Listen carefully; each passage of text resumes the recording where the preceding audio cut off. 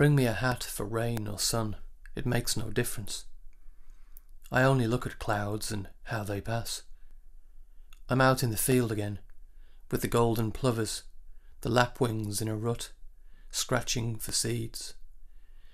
I waited for children to come and laugh at my sagged state, me with spindle fingers, flapping ragged legs, but they all stay away these days. Down the Lonnings they're gone, to feast from better homes and grow tall there. What use is my thin hair, weak smile, and outstretched longing arms? Feet dangled over clay, I stay again, for another season of hope, in years of barren drought, harvests for old lovers, chances passing. I don't know what I see when I see this landscape, any landscape. I don't know what I'm meant to see. Sky, waters, grasses, mud, trees, elevation, or glass, steel, concrete, the icons and relics of life. It's all too literal, too frightening. What we really see is the horror of ourselves, our losses, failures, our great hollow hopes. We see our brutality, our needs, our desires. We see our attempts to diminish landscape, our fight against it, and its unwillingness to be anything other than itself. This landscape, and the birds that know, the trees that know, everything is flux. The tension between what is transparent, what is opaque, what might become clearer, what is buried, what we bury. In the flux is language, then words, now words, words, then words, more words, words upon words, swelling, drying up. Words like soil, words like stone, metal, air, the sound of words. I don't know what I'd missed when I returned here, but there were absences and also new things, things where once there weren't things. Woodlands, a ferry across the river, playing fields. More than a decade between me, us, then, me, us, now, home then and home now. We all remembered different things. It's impossible for it to be otherwise. A plastic bag, for example, hanging from a tree near Fortune Park. Warm fresh milk from a placeless farm somewhere north. A recruitment office somewhere around a corner. A trip of great importance that now I don't remember, recalling only its sense of importance. I love those moments, when you have no idea whether the moment you're in will be a moment you remember, but you want it to be so. It feels like it should be so. Moments off record. Moments when we know that cameras make us blind. Moments when memory will have to do. Moments when true memory and its impossibility is enough.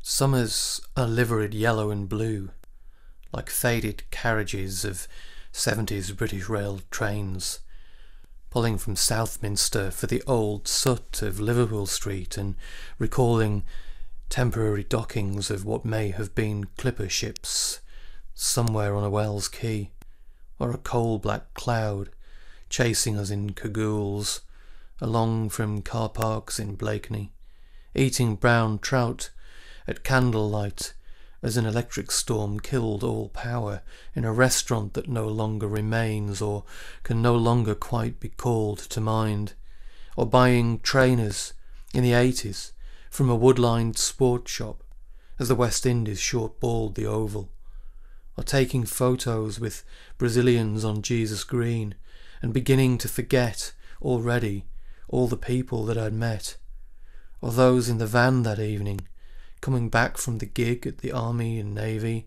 pressed against the amps and drums, and everyone smoking like they did when we were young, still young, in the 90s, when even the blurring of grey tarmac and fields is just a cipher, nothing more, like trains that fill at Kelvedon, and trains that fill at Chelmsford, and trains that fill at Shenfield and Stratford, or the road to Gallows Corner that is its own kind of estuary, its own kind of sense. I set out to write a series of poems because I was taking almost daily trains to and from London where I'd lived. The daily trains depart from the north and east of Essex where I now live, and I had no idea what they might tell me, or whether someday I might find out. The words, over time, accrued on office desks, at the bottom of rucksacks and other bags. They became a habitude, alongside weak, expensive coffee from places where I learned people's names, and streets that I found I could take at angles, shaving seconds off routes to save time, and through a process of building and forgetting, and mutating one life into another, or it mutating me. All of this through time. And when you travel, the more you engage with the process, the more you pass things by, and the more they pass by you. And this state of flux is rich with poetry, and in a poem's completion is seeded the impossibility of its completion. And therefore the book that I've been writing is never complete, never going to be complete. And when it gets printed and published, it's a mark in the sand. It's a change of a day. But the book will keep on writing itself while the Scarecrow is standing in the field.